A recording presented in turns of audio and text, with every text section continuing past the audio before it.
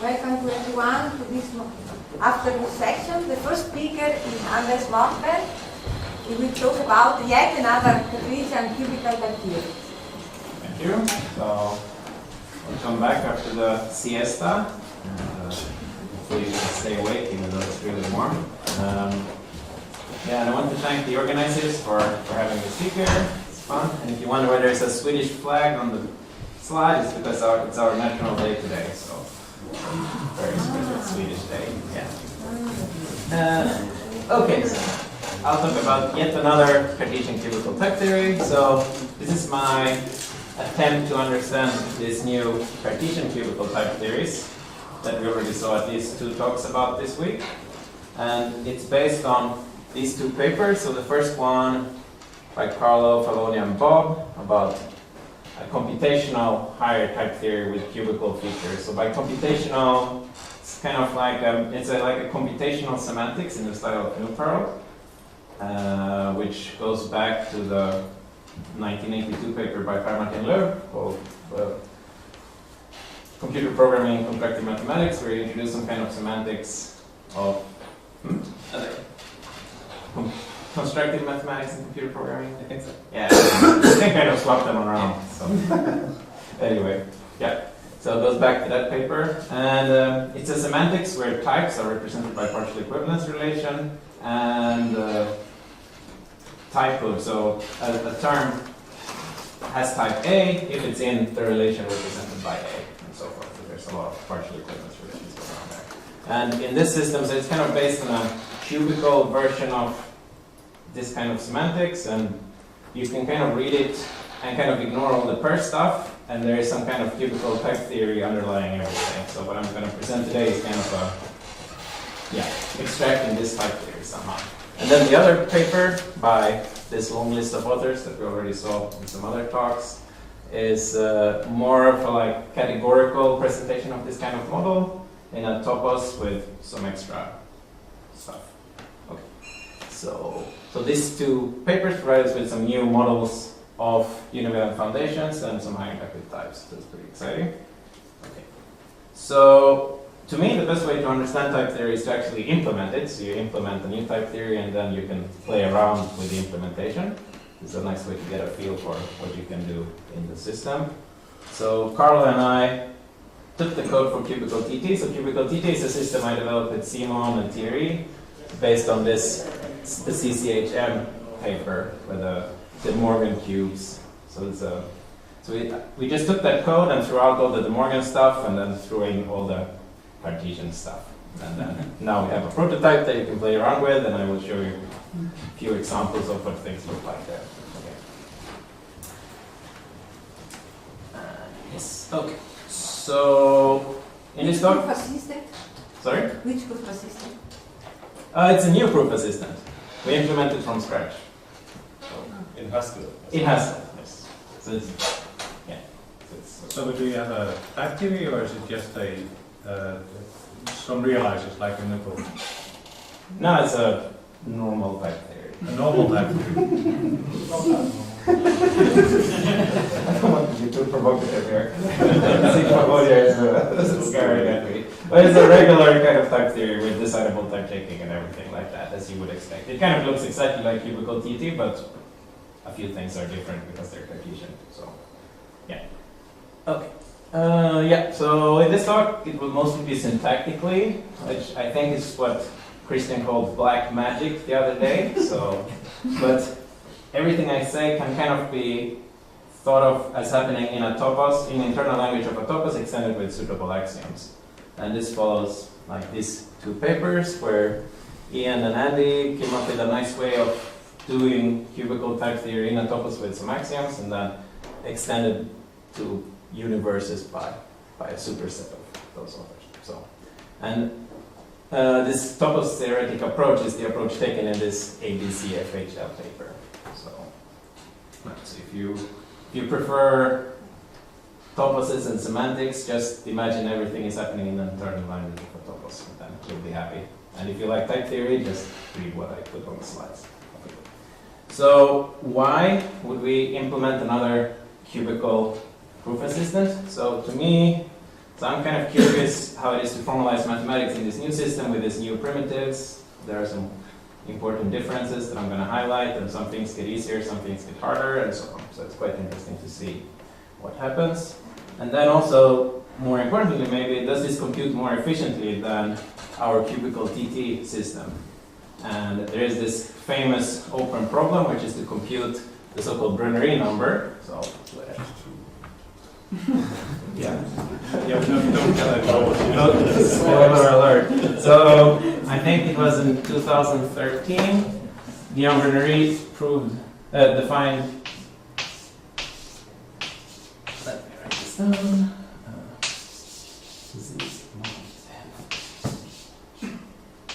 So Guillaume Brunnery defined a natural number n such that pi4, the fourth homotopy group of the 3-sphere, is equivalent to this thing.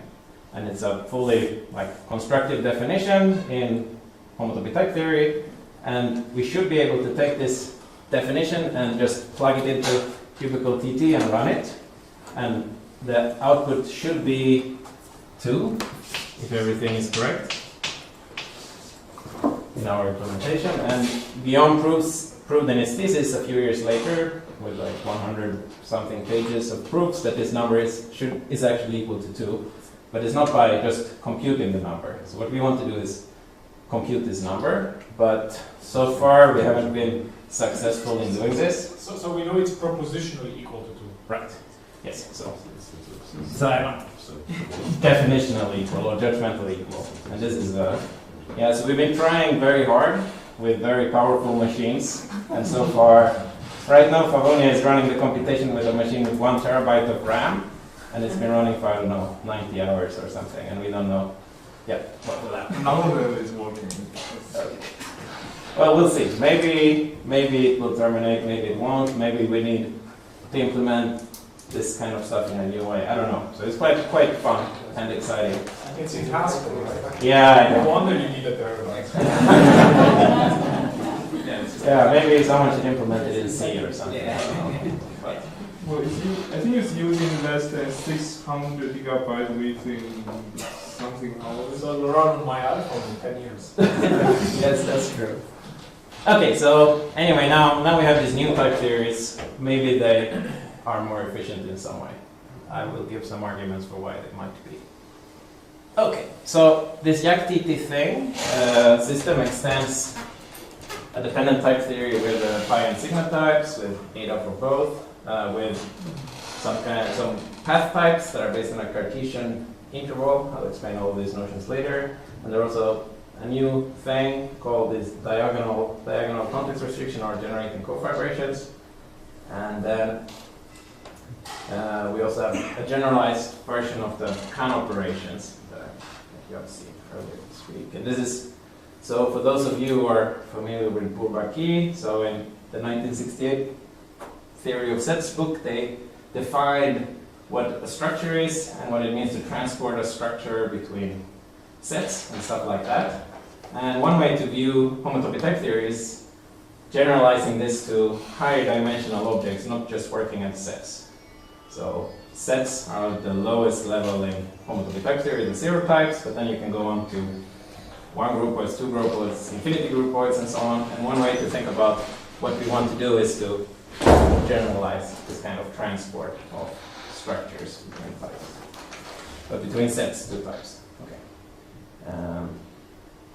And then we of course also need to support the univalence axiom. So this, as I guess most of you know, let's turn equivalences into equalities. But I don't like to say this because it's kind of confusing and sounds almost silly if you have the wrong intuition. So the nice thing with equality in type theory is that you can transport along it. So the way to think about univalence is that it lets you transport along equivalences between types. So it's also another way of kind of generalizing what Mörtberg did to equivalence, whatever that means. And it should work on all higher dimensions. Okay. And yeah, so to support univalence, we had something we call V-types, which is a special case of the glue types that I guess many of the experts know what they are. And we also have fibrant universes and some iron negative types. Okay. So what is this Cartesian interval? So It's just a formal representation of an interval that has two endpoints, 0 and 1, and some interval variables that represent a point in the interval. And I'm using the letters I, J, K for these dimensions. So one way to know that it's a Swedish cubical type theorist and not an American type theorist is which letter you use for these dimension variables. So the Americans like X, Y, Z, and we like I, J, K. Yeah. So If you write X, Y, Z, you can draw it on the board and know which way things are supposed to go. you can draw I, J, K on the board. And X, Y, Z is already used for normal variables. So. Anyway. The difference between the basis vectors and the axes. Yeah. Yes. Are you going to explain V-types? Are you going to explain V-types? Yes. Stay awake. We'll get there eventually, but it's a bit of warm up first.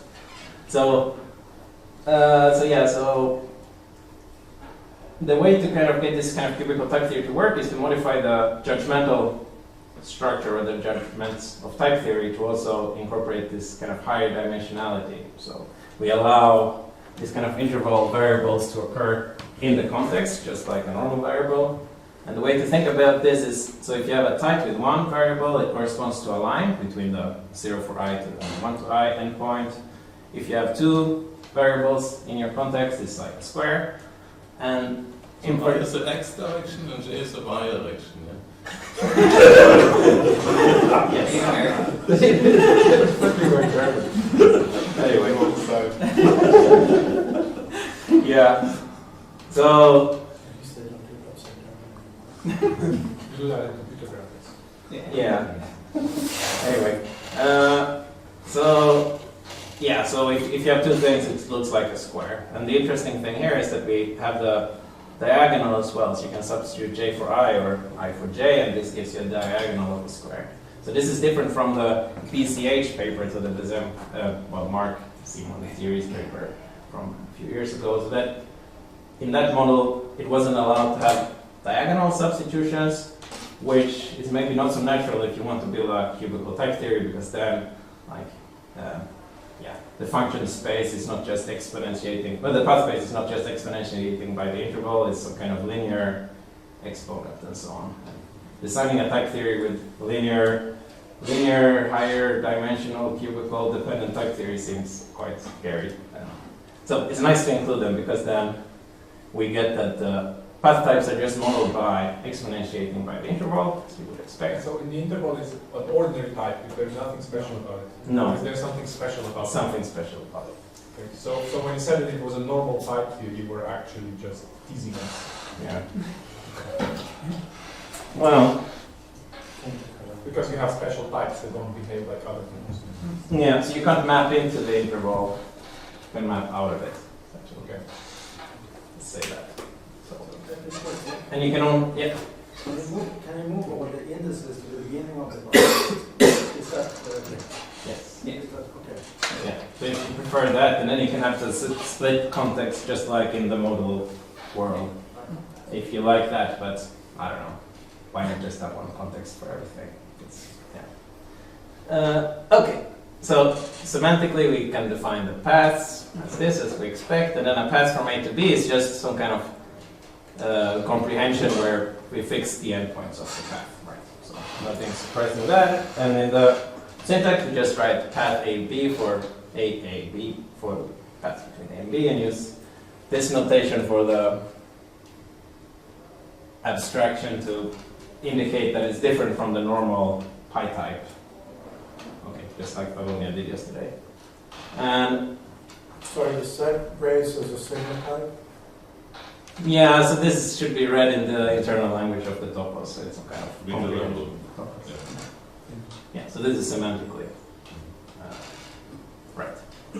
So these types are then defined, so we have the same rules as in the CCHM paper, which I think Pavonia showed you yesterday, and I won't repeat them, but they're kind of what you expect. And these types are quite nice for reasoning about higher dimensional equalities for various reasons. They have they satisfy nice judgmental equalities and all kinds of stuff. And also we can prove directly that they satisfy function extensionality, which is really nice. We have this very small extension of type theory which now validates function extensionality. That's pretty cool, I think. Okay. So one thing we kind of do is compose paths. So if you have a path from A to B and a path from B to C, you want to get a path from A to C. So the way we do this is we kind of extend it to some kind of square like this, where we put constant path here, and then we have like an open square, and we compute the dashed line at the top. So that's the idea of what we're going to do. And in general, everything has to work in arbitrary dimensions. This is going to correspond to some kind of computing missing sides of n-dimensional cubes. So one way to express this is saying any open box has a lid, so any higher dimensional box, you can compute some kind of lid. And this can be seen as a cubical version of the Coquand condition for computational sets, which says that any horn can be filled. So I haven't really talked about fillers yet. I'm just computing one face, but I will say something about this later. So this kind of intuition kind of works here. There are two different ones, having a lid and being filled, right? Yes, but we're going to see that it's the same in this format twice. So, yeah, and interestingly, so this was first formulated by Daniel Kahn in his paper Abstract Homotopy 1 in 1955, and he worked with cubical complexes and not simplices, which is quite interesting.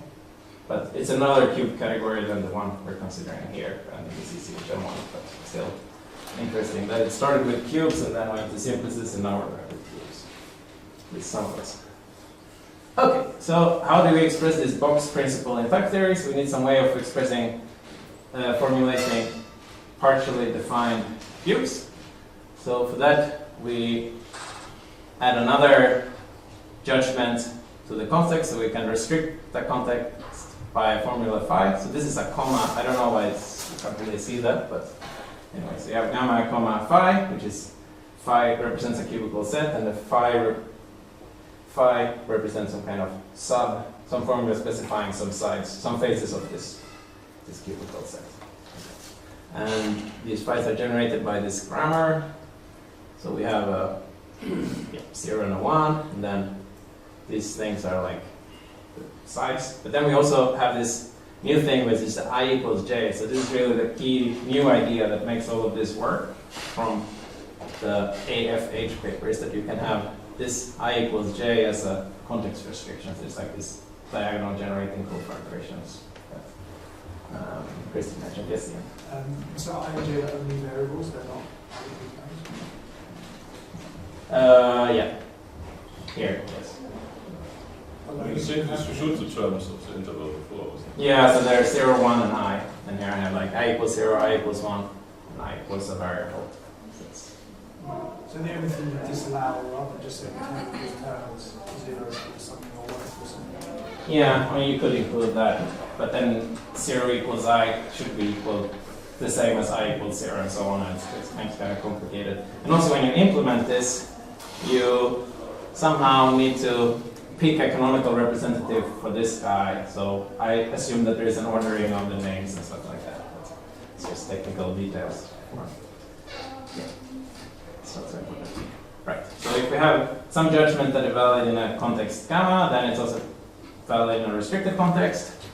And we say that if an element A that is specified on a restricted context is a partial element of type A of extent phi. Some intuition for what it is. And we also need a little bit of notation, so I write this kind of thing, so bracket phi maps to A on the right of the type, to mean these three judgments. So B is type A, and it's a total thing, so it's defined all over gamma. And then A is a partial thing defined on phi. And finally, on phi, the A and the B agree. Okay, so that's some notation. And now we have everything to express this box principle as a typing rule in CCHM style. And yeah, so we're given a type, a line type, so to say, and something representing the sides, something representing the base. So U0 is the base, and this stuff here says that the sides are connected to the base. And then we end up with something at A with 1 for I that is connected to the upper side of the sides. So yeah, if you haven't seen this before, don't worry about it. I'm going to generalize it soon. So one thing I want to say that is very important is that this is a structure semantically and not a property. So it's a structure of a type to have this kind of operations. And that's kind of crucial to build a constructive model. these things should be structures, so that we get some kind of algorithm for computing with them. Right? And we say that a type is fibrant if it can be equipped with a collection of operations like this for computing the missing side of open boxes. Okay. Right. So with this kind of thing, we can do the thing I wanted to do before, composing P and I. So we're building this dashed line, so we abstract over some I, and then we have a complicated term here, where I put P at I as the base. So it's the last argument of the comp, and then I have a list of all the sides. So when I is 0, we put A, when I is 1, we put Q at J. And this somehow is a syntactic way of representing this dashed line.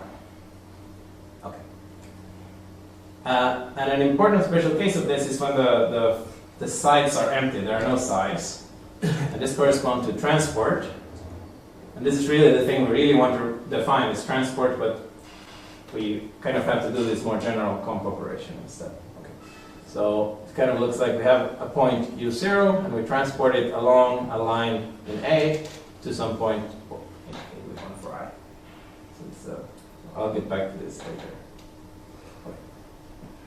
So now back to Steve's remark. So this is not really filling, it's just computing the lid. And one of the key observations in the CCHM paper is that we can reduce computing the filling of a cube to just computing the lid of an open box. But this uses the connections, which I didn't really talk about, but many of you know what I mean. It uses something that we don't have in the Cartesian setting. So we need to do something different. So what we do is we strengthen this composition operation that we just saw. So it's primitive comp. Sorry? It's primitive the composition. Yes. Okay. Exactly. Yeah. So we generalize the thing I showed before, so that we can go from an R to an S, where R and S are arbitrary things in the interval. This we saw yesterday in Fallonian's talk. And in the case when R is 0 and S is 1, you kind of get exactly the same as the comp. But the key thing here is that you can go from 0 to a fresh dimension J, and this somehow corresponds to computing the filler. I'll have some examples soon. So this is the new thing there. Okay. But we also want to be able to do higher inductive types, and it seems like in order to do higher inductive types, we somehow need to decompose this operation into two simpler operations.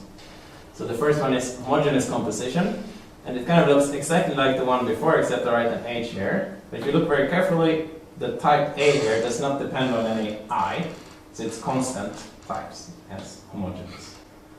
And then you also need some form of coercion operation, and here the type depends on I, and we can go from R to S, and yeah.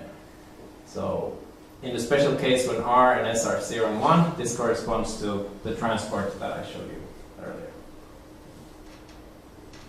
Okay. So let's do an example. So let's say we have a term U, type A, that depends on some I, so it's like a line like this between, so the left endpoint lives over A with 0 for I, and the right endpoint lives in the other fiber over A. Right?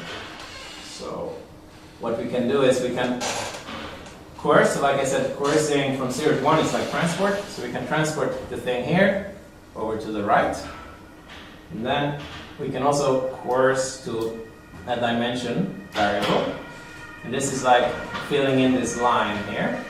So we're coercing to a variable that gives us a line, because if we substitute 0 for I here, we get Coe from 0 to 0, which by the rule that I showed you very quickly says that if R is equal to S, it just computes to whatever you give it, so it's the identity function. So when I is 0, we get this thing, and when I is 1, we get this thing. And another nice thing we can do, we can take this diagonal line and kind of squeeze it over to a vertical line in the fiber with, to the right. So we do that by coercing from a dimension variable to some endpoint. So it's quite nice. So in the CCHM paper, we added an operation for doing this kind of squeezing primitively when explaining the truncation. We needed this kind of operation. Yes, Steve. What do the arrows denote in your diagram? Lines. But the lower one I can see maybe as a line in the universe. The upper ones seem to go between elements of the types. Yes, so it goes between different fibers. So you have a, yeah. So it's like, yeah, how do you say it? However, depending. Yeah. So this is like a path between one type to another type. Yeah. Well, I is a The arrow below denotes something different than the arrow above. Yes. Yeah. So this is like just showing which types thing it's living in, so to say. So this line here varies continuously in A from A with 0 for I to A with 1 for I. While this one is just constantly in this fiber with over A with 1 for I. So they're kind of different. Maybe we're factoring a map over, we have a path in the base and we're factoring a map over it as the filler and then the thing in the fiber. Yeah. Which is kind of but we discussed something similar yesterday. I know morally what it is, it's just the arrows are doing two different jobs. Yeah, maybe. But they're both maps from the univalence or something. Yeah. One's a map from the univalence of type, the others are mapped from the univalence.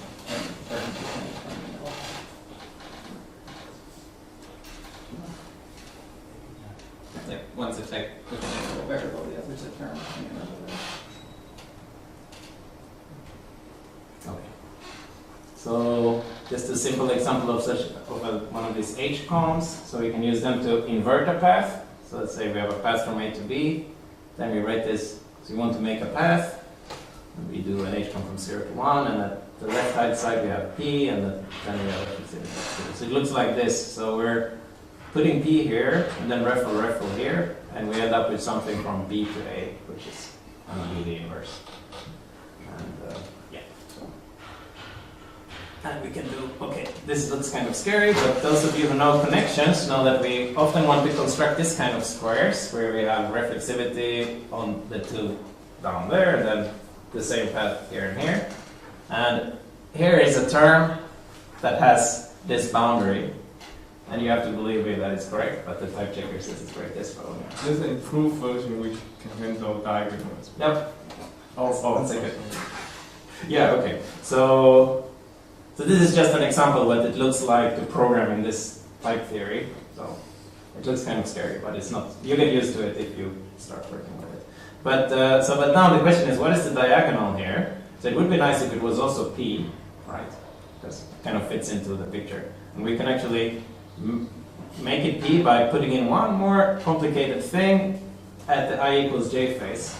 And it's quite nice. So then you end up with a square like this, which really is like the AND connection in CCHM. So, yeah. This is just a fun example, I think. Okay. So now we saw how you can define reversing connection. Yes. So about what was the motivation for replacing the composition with homogeneous composition plus Coercion. Yeah, so it's in order to do higher inductive types in this setting, but I won't talk about it, but that's the real motivation for decomposing things. You could just work with structure on the higher inductive types, it's easier to use those things. Yeah, or it seems crucial that you decompose it. So But you could just decompose it in the higher inductive types and then create a computation structure for the hit and then have the full thing as your main definition if you want. Is that right? yeah. Yeah, so the motivation for decomposing is for hits, which I won't talk about, but we decompose everything because it's kind of, yeah, I will say more about it very soon. Okay, so we saw this kind of complicated definition of reversal and connections, and they satisfy fewer things definitionally than the things in CCHM, and I don't know if this really matters for practically formalizing things. This we will kind of see. So there's something I'm kind of exploring by just formalizing things in this system. Okay. So one concrete example is that in CCHM we can define, so if you define what a category is and then what the opposite of a category is, then we get that if we take the opposite twice, it's definitionally equal to what we started with. This you can't really do in normal hot unless you do some weird tricks here and there. But in cubical TT, it's very natural. But here we don't get that because the reversal that I defined before does not satisfy the equations we need. It's not in an involution. So C is a category. so defined as a structure, like a big dependent sum. Yeah. And then off is something that does something to that sum. Yeah. Yeah. And if you do it naively in hot or normal type theory, you don't get this definition that way. And there's a trick to do it that you use in the hot library. Does your implementation support record types, or did you actually write humongous dependent sums? Yeah. What? Sigma types. Okay. Big sums. That's okay. It's not so bad. It's not so bad until you have to start doing things about it. Yeah, I know. Yeah. But anyway, this example you can quite easily do with sigma types. So, yeah. Yeah, but something I noticed when porting things from cubical TT to yacctt is that many of the proofs where we use connections and reversals can actually be changed in such a way that you kind of get rid of them. So, for example, if you have to reverse a path, you can, instead of composing from 0 to 1, you compose from 1 to 0 and stuff like that. So far I haven't really found that many places where you crucially need any of the things that the reversals and connections do. So it might not be too bad in practice. So that's one conclusion I have. Right, and here's an example of something that actually gets simpler with these more general Coercion operations. So let's say we have some A living over, so this is a dependent path in the universe. So it's a path in the universe between some type A with 0 for I and 1 for I, and we have something over here. Then we coerce it over. It's not a dashed line, it's just indicating that we're sending it over there. So that's important. And then we can take this thing and we can coerce it from 1 to 0, which gives us something on the other side. And these two things should be equal. They're not definitionally equal, but we should be able to prove that they're equal. And one way to do it would, of course, be to fill in these dashed lines and compose them using some kind of complicated comp business. But we can actually, we can actually take this definition. So so intuitively what we do is we take this line and we squeeze it back over here. So that's what we can do, because we have this squeezing operation that can take a heterogeneous line and like squeeze it into one fiber. So it's pretty nice, because then we end up with this pretty short term, and you can check, like if you plug in 0 for j, you can do a coercion from 0 to 0, and 0 to 0, so it's just A. And if you plug in 1 for j, it's coercion 1 to 0, 0 to 1, so it's this guy. So it's quite nice. And in CCHM, if you want to do this, we use 3 non-homogeneous compositions with a bunch of connections. So it's quite complicated what we're doing there. So there's something that gets simpler. Yes? Is there a problem that path doesn't stay in the 0? No, sorry. No. No. This one is fine, but you have to be a little bit careful about what you're saying. Yes, but let's not worry about that for now.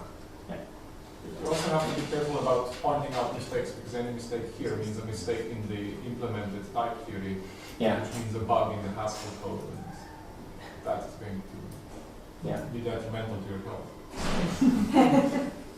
You might not have made a mistake on the slides. Possibly. No, The dashed lines are not paths, right? No, I could make them paths if I want. But then the one to the left. It's the problematic that this line goes in the other direction, right? Because if it's over the A line, it should go in the same direction. Well, no. I mean, that's just a different term, right? Yeah. This is just this would be like Coe from 1 to what would this be? 1 to I. Just change 1 to I. final 0 to K or something like that. Yeah. You could fill this line in if you want, even though it's giving it a line in the other direction. Yeah. Okay. So anyway, so these new generalized coercion operations or composition operations are actually useful for doing some things more compactly than in CCH, but than in cubical TT. So that's quite interesting, I think. Okay. So now I haven't really explained what these H, and Coe things do, and we defined it by case on the type A, so you have to define it for pi, sigma, path, and base types like natural numbers. And for all of these, there are really no surprises. You kind of do what we do in cubical TT, and you just change 0 to R and 1 to S, and kind of everything works. But we also want more complicated types. Oh, yes, I wanted to say something more. Yeah, so this is more about the decomposition that I find kind of interesting. So, yeah, so you can, so the algorithm that you give for homogeneous composition and coercion in for pi and sigma and so on is kind of simpler than the one you would give for composition because they have to do less. And so actually decomposing them everywhere might be better for efficiency. So something I hope. And also when we formalize something, it's quite rarely where you want to do a composition where the type is not constant. So it's quite natural to have a primitive operation where you coerce in where you compose in a constant type, and also the same thing, you often want to coerce without any constraints, so to say. So it's quite nice also for formalization to decompose the two, so not just for higher inductive types. Right, so now finally the V-types. So in order to prove univalence, we need some way to turn equivalences into paths in the universe. And we could use the glue types from CCHM, like you would do in ABCFHL, but instead I decided to do what they do in the AFH paper and only introduce a special case, which I will explain. And we call them V-types, and the V is in honor of the late Vovotsky. So what this allows us to do is to glue an equivalence to one side of only a line. Kind of, you can only glue on one equivalence instead of a whole family of them. And then this is a bit like extending an equivalence only along an endpoint inclusion. You'll see what I mean soon. This is not clear.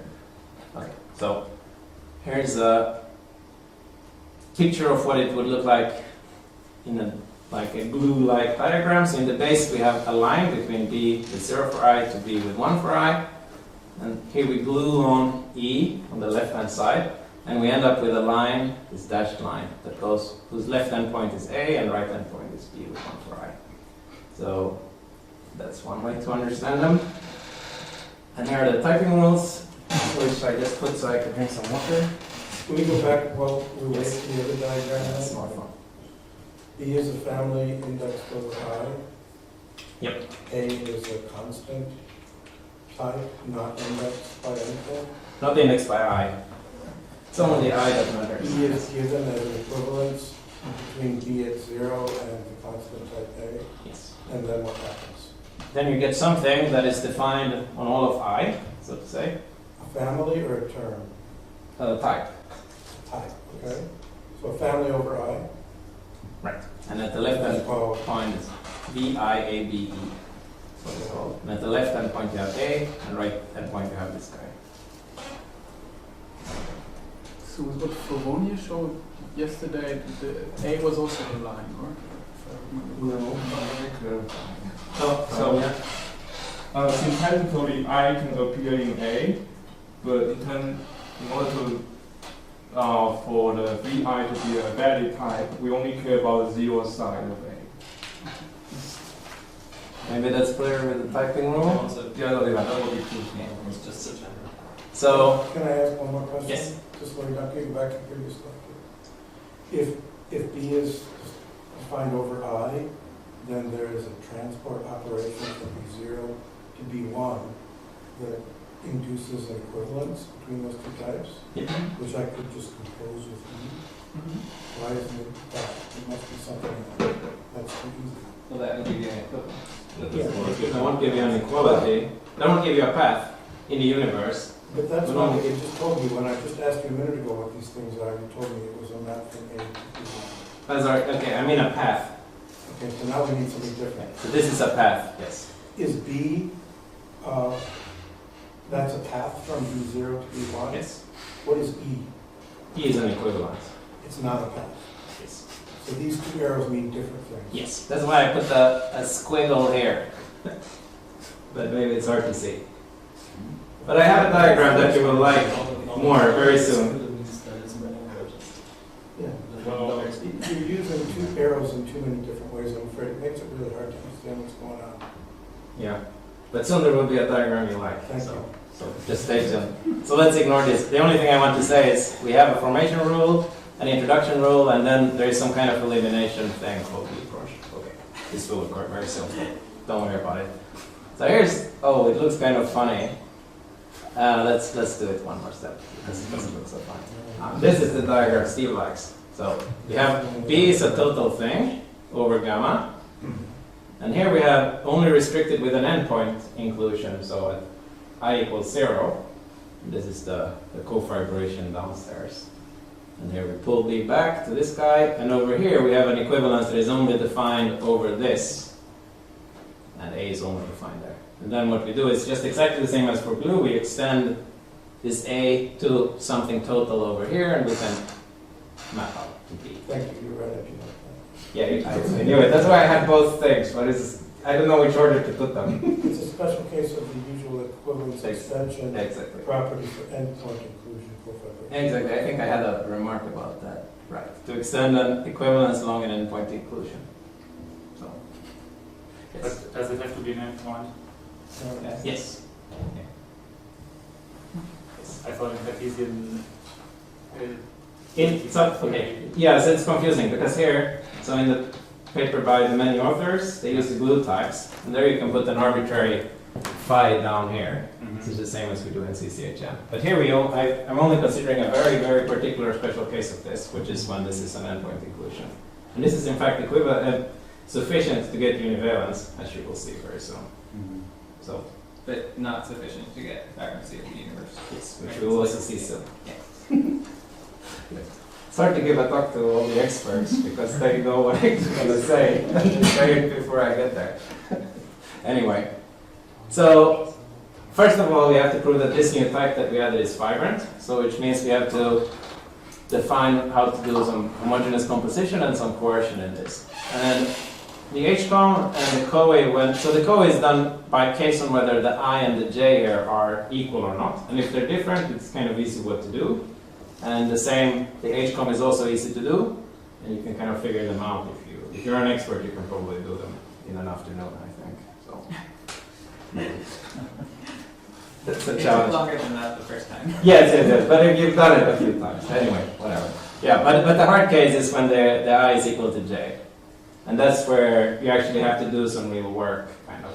And that's the only place where we require that the thing you plug in is actually an equivalence. And also, this case uses these diagonal constraints that I talked about before, and it seems really crucial that we have them for exactly this case. And interestingly, none of them use the for all operation that you need for glue types, which is maybe not so surprising. Oh, that looks... I'm actually surprised. Yeah, okay. Well, I can explain later, but you don't need the for all operation for this, so it kind of works without that assumption, which is nice.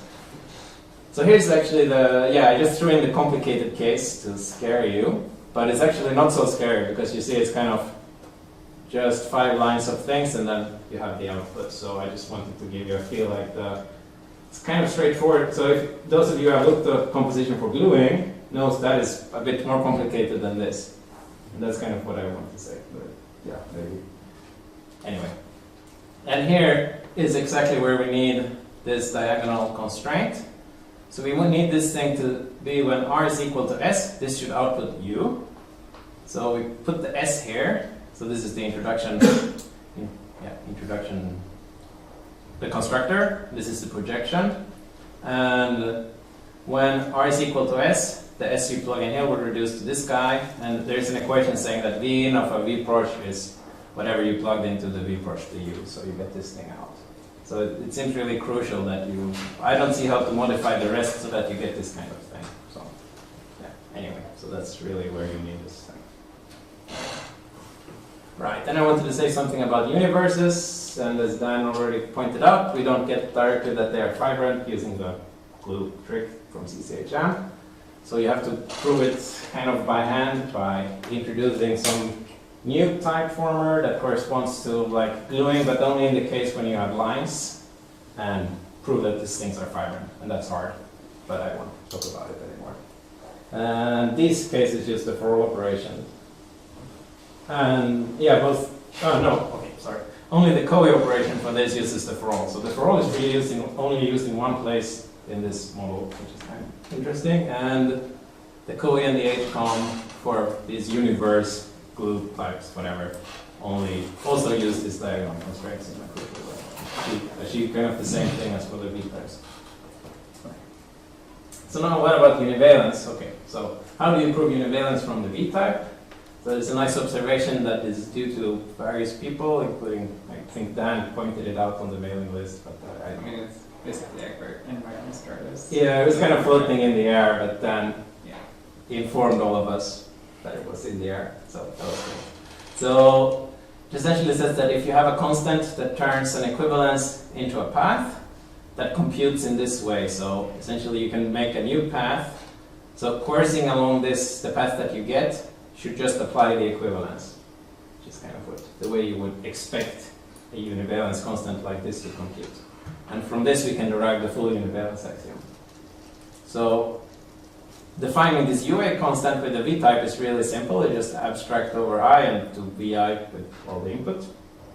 And then if we just unfold the algorithm that I quickly show you, we have to coerce in a V-type where you have I and I, so they are equal, so it's the thing I had on the slide before, and then you have to trust me, it ends up being this. Which is nice because now we only need to prove that EA is equal to a coercion of EA in a constant type, which we just do by one of these squeeze guys. So it's nice. It's nice compared to cubical TT. So when you do the same proof with a composition for gluing algorithm from CCHM, you end up with one more of these kind of coercions that don't do anything, and you need to get rid of them by hand, which is not so nice. So here there is only one, which is nice.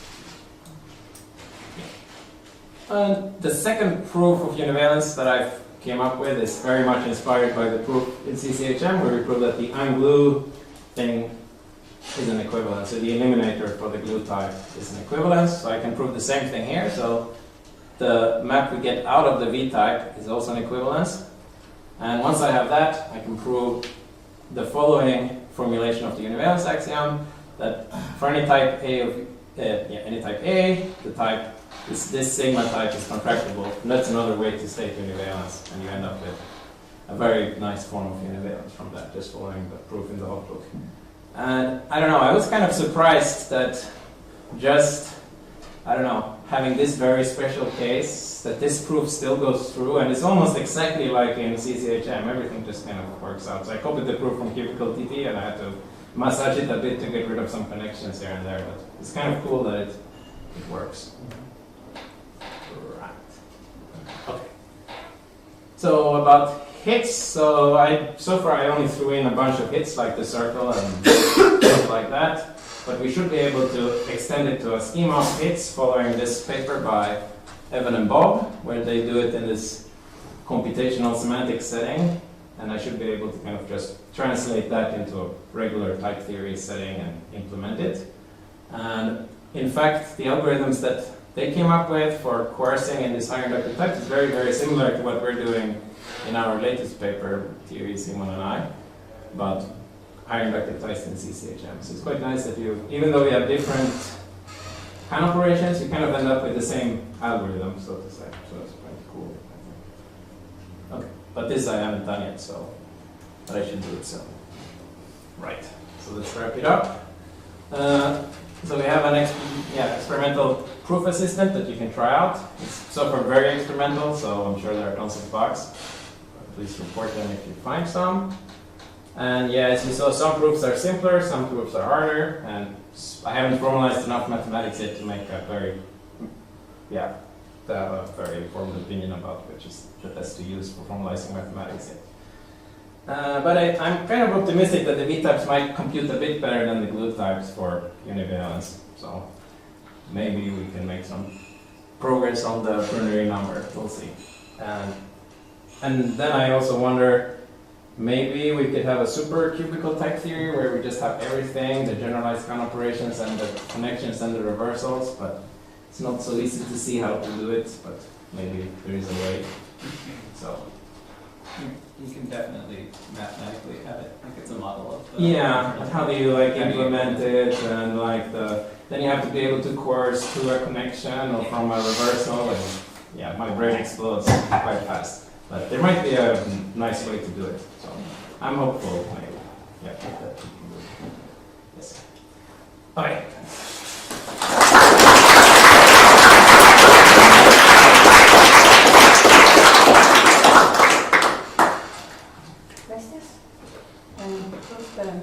Yeah, so you say it might be a bit more efficient, but it seems to compute for the reason number. We really want it to be like a 10-second thing and not today 100% gigabyte thing. Do you have any hope that we might get there?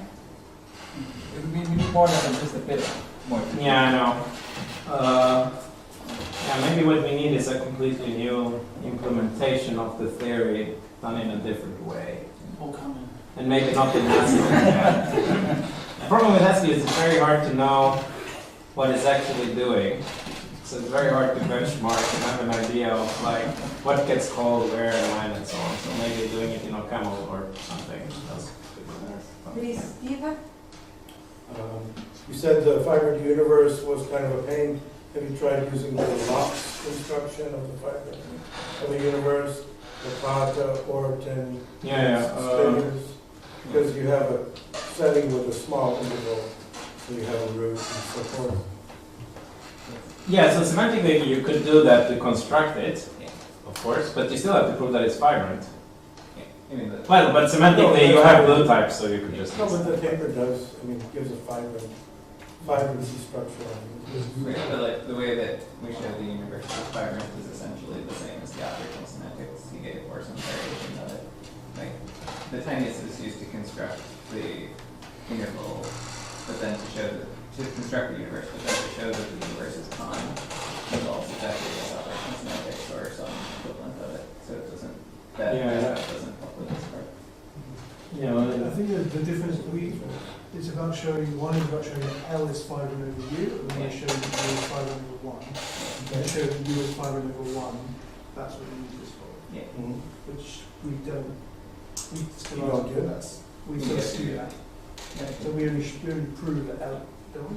Well, I proved it for the Cartesian stuff. I mean, I proved that U is Fibrant over 1 for the Cartesian stuff, but I mean, it involves. Yeah, definitely. But then you have to do it, but in the generality mapping. Yeah, right. So it was The summer school there was some talk by Bob Constable and Mark Whitford on some implementation in Drupal on CCHM. And Mark Whitford reported that went on quite well. And also efficiency-wise, they were quite satisfied. Could you compare what they did with your... Alright, so they formalized the model construction. Yes. Well, here I'm just like implementing a new proof of system based on the type theory you get by analyzing the model. So it's quite different. It's not the same. Yeah. I think like formalizing stuff in the model that is formalized in NuPerl is a bit of a pain, in my experience. By talking to Mark, like he has to spend a lot of time just proving things that should be easy. While in like if you have a native implementation of a proof of system based on this, it's pretty easy just to type things up and have the type checker check things for you. Nicola? How do you handle fibrancy of pi types without connections? Yeah. So you because you can, like you saw, I was coercing forward and back again in some picture. So you essentially do the same. You coerce back, you apply the function, you coerce forward. It's very natural. There's nothing like, it's very nice. Thierry has a note from 2014 that's the origin of this con operation, and like that, exactly that observation is in it. Actually, before you take the proof from before connections were introduced, as in Siemens. No, so it's a different one. So there's a little note on this Cartesian con operation from 2014 that includes this con operation on pi, and it's like this kind of back and forth was introduced exactly to do that. Are there other questions? So it's 3,500. It's about 3,500. Well, 3,500 lines of code of Haskell. Yeah. It seems totally doable to just rewrite it into a camel just to see if there's going to be an improvement. Yeah. there might not be. Yeah. Yeah, I need an OCaml hacker. I'll lend you one. Okay, How many thanks. are so? Tabitha Lunia is volunteering right now. So the Thread Pro is instead ML, the yacctt Haskell, and the RedTT is OCaml. Right. So already cover all the popular languages. Right, that's true. Yeah, there's this very recent system mostly by John Sterling, which is written in OCaml and it's called RedTT. Yep. But so far it doesn't have the V-types completely yet, I think. I just implemented. Okay, probably just implemented them. So soon we can try all this there, and maybe it will be better. Yes. I wonder what's the computational complexity of computing that Brunel's number? Yeah, I don't know. It's kind of hard. It's all one. I mean, if you decide some kind of like Yes, but The real answer is it's all of one. yeah. There is a particular term that is not parameterized by anything, and you need to run one particular computation. Okay, but And then you will be done. let's say of their algorithm, like does it search No. exponential scale? Wrong question. It's one thing that you need to compute. There is no parameter on which you would hang the Yeah, complexity. it's not so clear how to analyze. Infinity.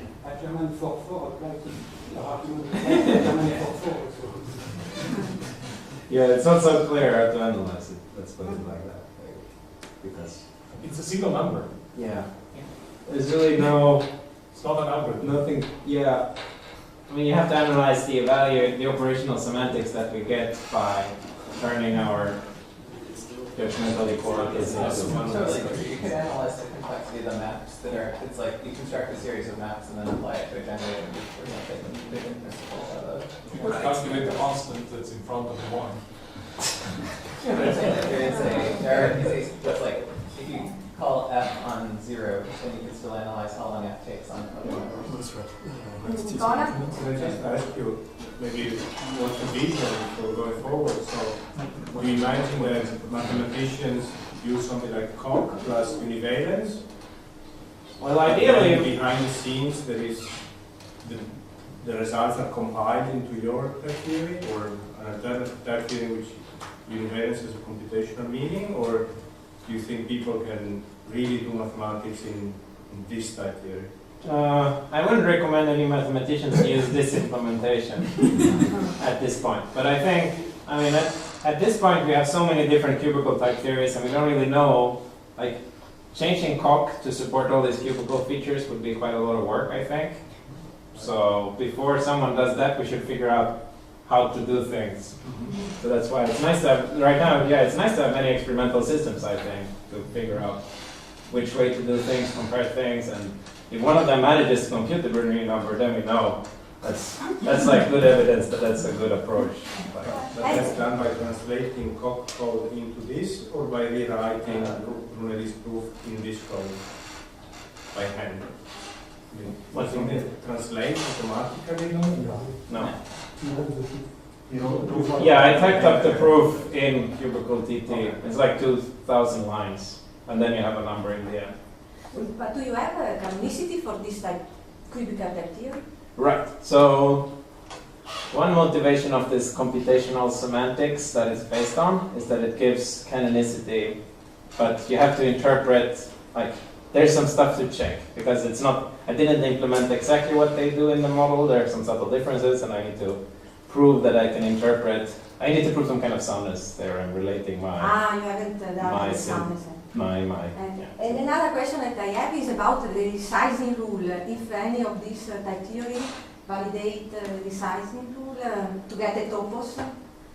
Right, so didn't we learn recently that it's independent of, wasn't there a paper recently that's independent? It should be independent, but I mean, Yeah. is there any model that constructive one that validates the I don't know exactly. You're asking a model or a formalized library? Constructive one. You're asking about the model, not a formalized library. No, Right, so but the cubical constructive- theory is done within a topos, isn't it? Yes. Because, so the topos should, I don't know, should have the material, sorry, the means to get also the resizing rule, but I just asked because you said that they were in the topos. And another question is about conservativity of this cubical type theory about on OTT. It would be difficult to state the theorem because the language is different. But you know up to now about among of this cubical type theory there is something which is beyond the OTT and because yeah, so conservativity would be very interesting to prove, but also very hard. I think it would imply Vygotsky's conjecture. Yeah, and another question is if any of this cubical type theory is in some sense complete with respect to some model, because you have the internal language, but the internal language is not finally axiomatizable. So if any of this is easier to get the notion of a model and initiality for it. Yeah. For completeness, we can discuss later. For conservativity, I don't know. It seems very hard to prove. It's a lot of things like this. Which is false, maybe. So why do you say that what you're doing is the same as what's happening in the computational type theory? Because they have some kind of realizability interpretation, but you're working in an elementary topos, is what I understand. So how are those two related? Or is it just you look at what you're doing and it's sort of similar to what you're doing? Yes, the way I think about it is here we have the computational semantics, the parasemantics, and here we have the other categorical semantics, and I'm kind of working in the type theory here that ideally interprets into both. But I don't know how to go between the two. And I think that's very interesting, like to relate this kind of new parallel style, partial equivalence relation semantics to more traditional categorical semantics, but I don't know. But now the symbols just look sort of similar. Yeah, things look very similar, which is nice, but it would be also nice to have a proof that they are, to understand how they are related mathematically. Yeah. Just have some intuition that things are kind of the same, but, Just being clear about what you were saying. Yes. What you're doing, I think, is it's a formal type theory specified by rules. Yes. It's not a semantical system. Right. But you can kind of think of this as something happening in the internal language of some topos with axioms, but Interpret it. Yeah, exactly. But you should also hopefully be able to interpret into the computational semantics in order to get canonicity, but that's future work. Yeah. Nothing else? Okay, thank you very much.